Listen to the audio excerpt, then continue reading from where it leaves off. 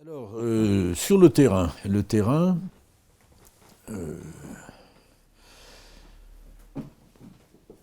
entre une visite d'une 8-10 jours dans cette tribu des Barciali, dans les montagnes du Zagros en été 1965, et puis d'y retourner à partir de 69, pour y séjourner longuement, c'est pas la même chose. C'est-à-dire qu'il a fallu que je fasse un travail de relation, oui, de recherche de relations durables qui pourraient m'introduire de façon pérenne dans cette tribu. Bon, je vous passe les détails, ça s'est fait finalement.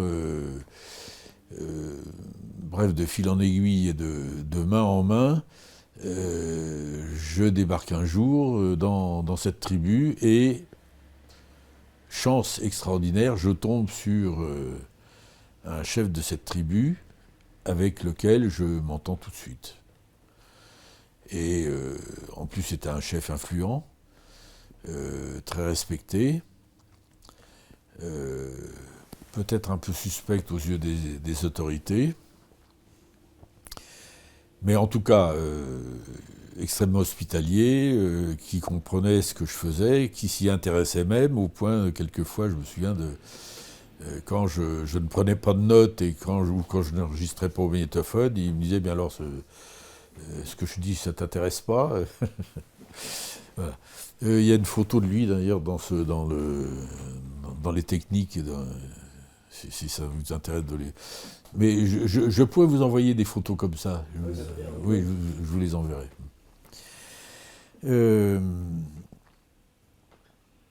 Donc, je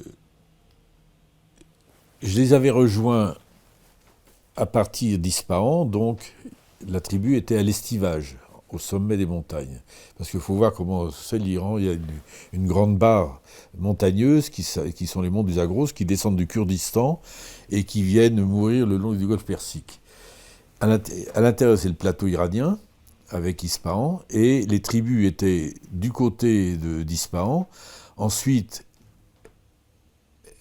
où elles passent l'été, ensuite elles passent les montagnes, et en automne, elles descendent pour rejoindre leur hivernage, qui est à la limite des plaines du Khouzestan, qui est la plaine pétrolière qui se trouve près du golfe Persique. Bon.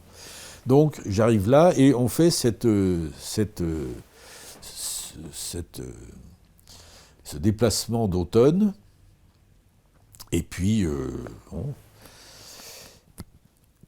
Et peu de temps après, je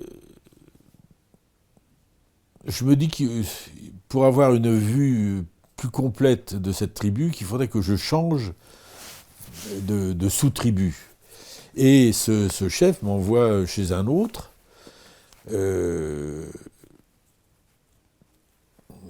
qui m'accueille bien également, mais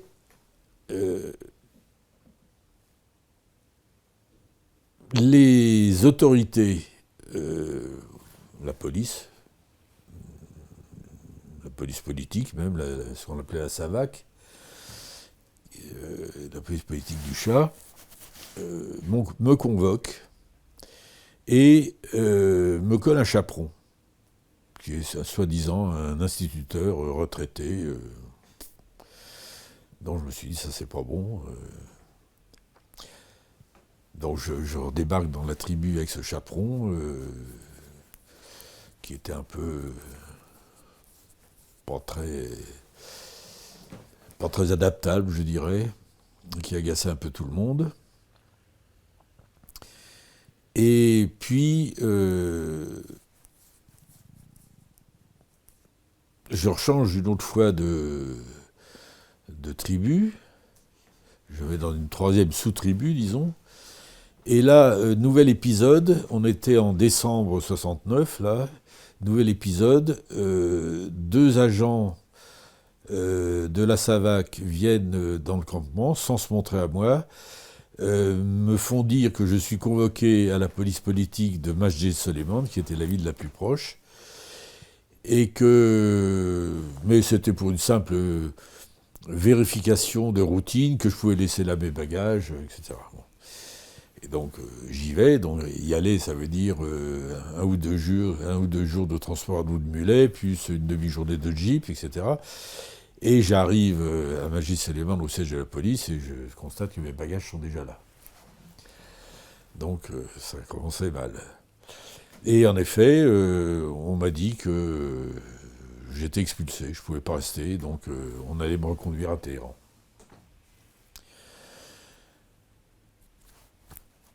Bien, donc je retourne à Téhéran. J'apprends entre-temps que, parce que j'ai fait passer mes pellicules qu'on ne pouvait pas développer à Téhéran, je les ai fait passer par des amis en France. Et je reçois quelques temps après une lettre de mes parents qui me disent que toutes les photos sont blanches. Donc ils avaient ouvert, semble dire, les rouleaux, je sais plus, une trentaine de rouleaux de photos. Bon. Et quand je me souviens, quand j'ai lu la lettre, j'avais reçu la lettre à l'ambassade de France, j'ai lu la lettre dans la rue, je me suis mis à pleurer dans les rues de Téhéran. Bon, en tout cas, je savais que si je restais sur cet échec, c'était foutu pour moi de ce terrain. Donc je suis resté à Téhéran plusieurs mois de démarches, etc.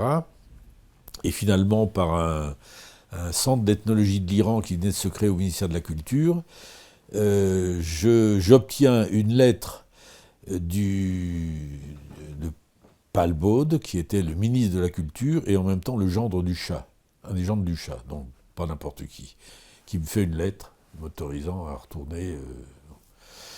Je me présente avec la lettre au chef de la SAVAK du coin, un colonel dont j'ai oublié le nom, qui déchire sous mes yeux en petits morceaux la lettre du ministre et qui me renvoie à Téhéran. C'est vous dire la puissance de cette police politique, hein, qui pouvait se permettre de déchirer comme ça en petits morceaux une lettre d'un ministre du gendre du Shah. Bon. Donc je retourne à Téhéran et je remets en contact avec le centre d'ethnologie de l'Iran, dont le directeur, Mahmoud Khaliri, à qui il faut rendre hommage. Je ne sais pas ce qu'il est devenu, le pauvre. Je sais qu'il a quitté l'Iran à la révolution islamique, je ne sais pas ce qu'il est devenu. Mais qui était un homme extrêmement intelligent, qui s'est dit que... Alors, il avait fondé son centre d'ethnologie de l'Iran en recrutant des instits, donc, qui étaient chargés d'aller sur le terrain pour recueillir des traditions, des faits de culture populaire, etc. Mais qui n'avaient pas vraiment... Ils étaient capables d'aller sur le terrain, mais ils n'avaient pas beaucoup de formation théorique. Donc, Khaliri, le directeur de centre, avait fait le calcul que s'il envoyait sur le terrain des équipes mixtes formées de ces gens à lui et d'ethnologues étrangers, ce serait bénéfice pour tout le monde. Ça permettrait d'améliorer la formation de ces gens à lui, et puis ça protégerait un petit peu les ethnologues étrangers. Et donc là aussi je suis tombé, on m'a collé avec un de ces chercheurs, dont j'ai à déplorer le décès il y a une quinzaine de jours de la Covid à Téhéran, Asra al-Karimi, avec lequel je suis reparti sur le terrain et qui a été jusqu'à la fin, c'est-à-dire jusqu'en 2005, mon compagnon de terrain. Et c'est quelqu'un, alors au début, on se regardait un peu en champ de faïence, il se demandait si j'étais pas un espion infiltré, moi si c'était pas un Savaki déguisé, bon... Enfin, finalement, tout s'est très bien passé et on a fait pendant des années un attelage qui a très très bien marché, avec même des publications bilingues en français et persan, enfin voilà. Donc c'était une très très bonne opération. Évidemment, ça s'est arrêté avec la République islamique. En tout cas, ça a été pour moi, ce terrain a été quelque chose d'extrêmement... ça a été la grande aventure de ma vie. Parce que d'abord, ça m'intéressait beaucoup. Les, euh, ce mode de vie nomade cavalier, je trouvais très...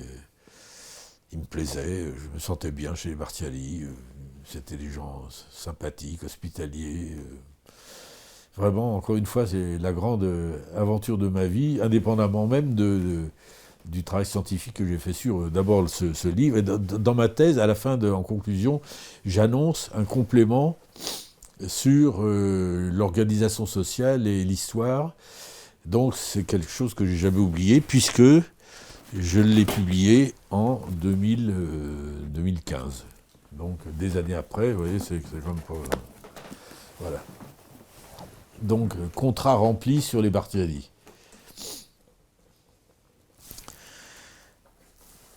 Alors, entre-temps, on était plusieurs à se mettre à travailler sur l'Iran, dont mon ami Bromberger, que vous avez rencontré, et puis d'autres. Et on a fondé une équipe au CNRS, une équipe Iran, qui s'est ensuite élargie à l'Afghanistan, et qui s'appelait Sciences sociales du monde iranien contemporain. Et qui a fonctionné, qui fonctionne encore d'ailleurs, puisque sous différentes formes, cette équipe s'est développée, alors qu'à l'époque, il y avait une scission entre l'iranologie classique de la grande tradition, où la France s'était illustrée depuis très longtemps, avec le nom de Corbin notamment, etc. Et puis nous, les ethnologues sociologues, on était un peu méprisés. Et donc c'est pour ça qu'on a été obligé, on a été contraint de former une équipe séparée, alors qu'on n'avait pas été admis dans le grand laboratoire qui était à la Sorbonne. Bon. Et puis finalement, les choses s'améliorant, les gens se connaissant mieux, et finalement ces deux équipes ont été fondues, avec mon successeur qui était Bernard Roucade, et puis c'est devenu maintenant une grande équipe du CNRS qui s'appelle le CERMI, Centre d'études et de recherche sur le monde iranien, qui fonctionne toujours, dont je suis toujours membre. Et alors parmi les premières manifestations publiques de ce laboratoire, c'était un grand colloque qui a eu lieu en 1988, si je me souviens bien, mais ça on va le faire tout de suite. Oui, c'est ça, 88, voilà, sur le fait ethnique en Iran et en Afghanistan.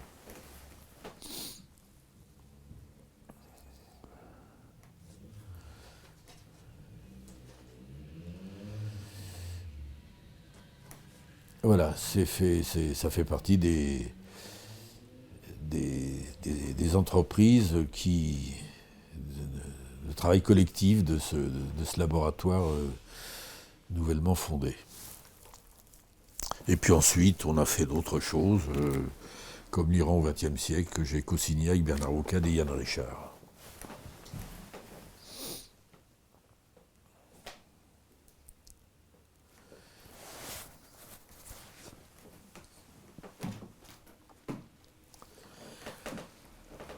Alors, j'étais pas à la fin de mes problèmes avec l'Iran, puisque entre alors il y a eu la République islamique, donc, qui a un peu modifié nos conditions de travail, mais qui les a pas... on a pu continuer à travailler, tant bien que mal. Puisque moi j'ai pu aller en Iran, la dernière fois que j'y suis allé, y compris chez les Bartiali, c'était 2005.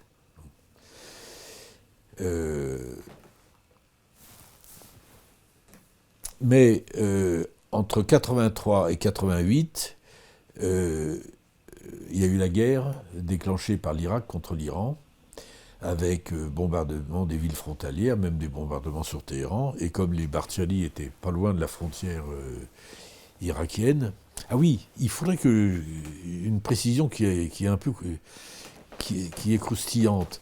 Pourquoi j'ai eu tous ces ennuis avec la police politique chez les Bartiali? C'est parce que un des chefs de cette tribu, qui était Teimour Bartial, qui était le premier chef de la police politique, s'était accoquiné avec Khomeini et avait été obligé de fuir en Irak pour échapper au Shah. Et de la frontière irakienne, il envoyait des émissaires dans la tribu Bartiali pour essayer de la soulever contre le régime. Et voilà que, évidemment, la police politique, voyant un blanc-bec se baladant à cheval déguisé en Bartiali au milieu des Bartiali, je suppose qu'il ne voulait pas prendre de risque. Il dit qu'on va virer, attraper ce mec, le virer. Bon, voilà. Et en fait, tous les ennuis que j'ai eus chez les Bartiali, c'était toujours quand elle était à l'hivernage, près de la frontière irakienne. Quand elle était à l'estivage, près du côté du plateau intérieur, j'ai jamais été inquiété. Je referme la parenthèse et je reviens à la guerre entre l'Iran et l'Irak de 83 à 88. Cette guerre, avec ces bombardements, m'a coupé de mon terrain Bartiali. Et donc le problème s'est posé à moi de savoir ce que j'allais bien pouvoir trouver à faire de crédible pour le CNRS. Et mes premières amours zoologiques me sont revenues en mémoire, et notamment pour les animaux domestiques, que j'avais beaucoup fréquenté depuis mon très jeune âge, puisque quand j'étais gamin, ma famille avait une maison dans un village de Bourgogne, et dans ce village de Bourgogne habitait le plus grand marchand de moutons de France. Et il y avait toujours des centaines de moutons chez lui, avec un berger grec, et je ne sais plus comment... j'étais arrivé, ou mes parents étaient arrivés, moi je voulais aller avec ce berger, et finalement je passais toutes mes vacances à garder les moutons avec le berger, avec les chiens et tout ça. Et donc très tôt j'avais une pratique des troupeaux de moutons, des chiens de berger, etc., etc. Ce qui m'a beaucoup aidé chez les nomades d'ailleurs.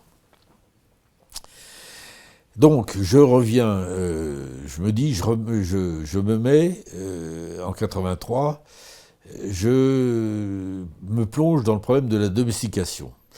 Et je réalise que la domestication était un domaine qui avait été investi principalement par les zoologues, qui s'intéressaient, qui avaient essayé de définir ce que c'était que des espèces domestiques, et par les zootechniciens qui se préoccupaient, eux, de l'amélioration des espèces domestiques.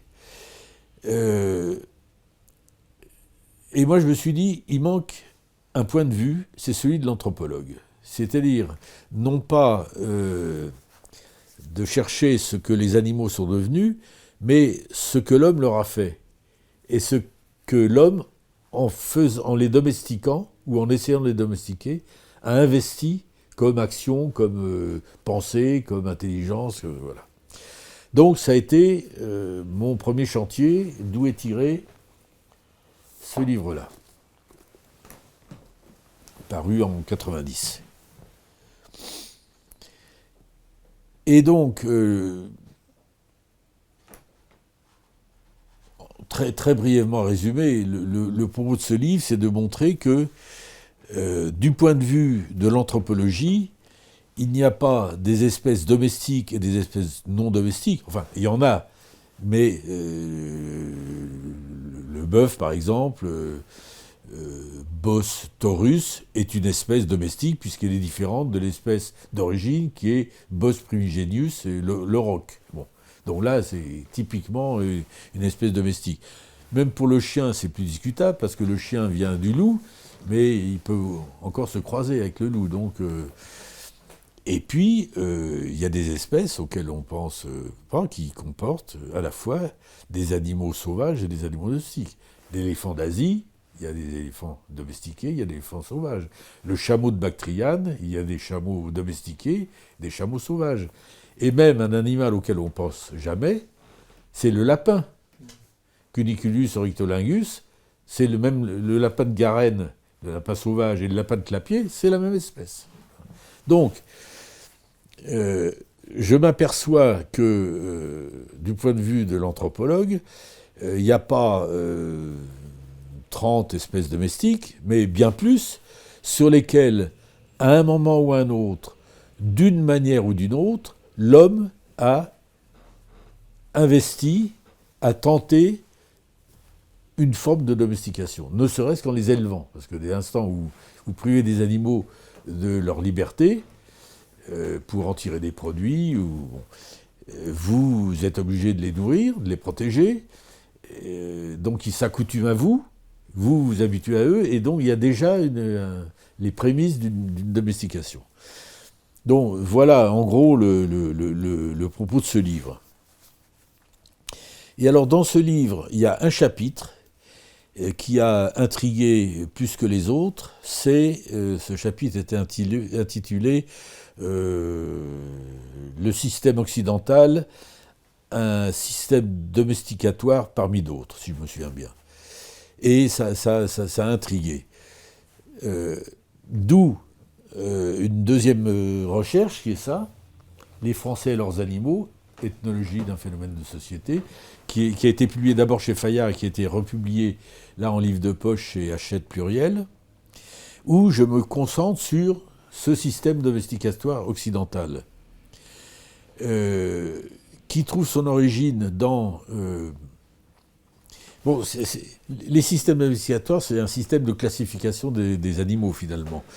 Le système domesticateur occidental, il trouve son origine dans une espèce de hiérarchie paysanne qui s'organise autour de l'habitation paysanne, dans laquelle certains animaux sont autorisés à pénétrer, les chats et certains chiens, pas tous.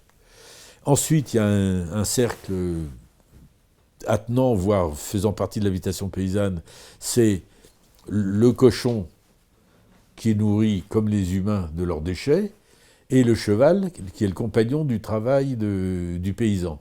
Et puis, dans un troisième cercle, il y a les animaux à identité collective, logés dans des bâtiments collectifs, la volaille dans le poulailler, les vaches dans l'étable, les moutons dans la bergerie, etc.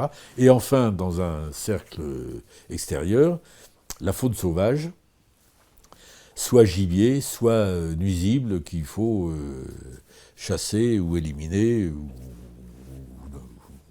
ne rien faire du tout. Et puis, là aussi, dans ce livre, il y avait un chapitre qui était consacré au cheval, et le cheval animal intermédiaire. Et là aussi, ça demandait des éclaircissements, et c'est ce qui m'a amené à ça, mais on me fait signe qu'il faut s'arrêter, donc suite au prochain numéro.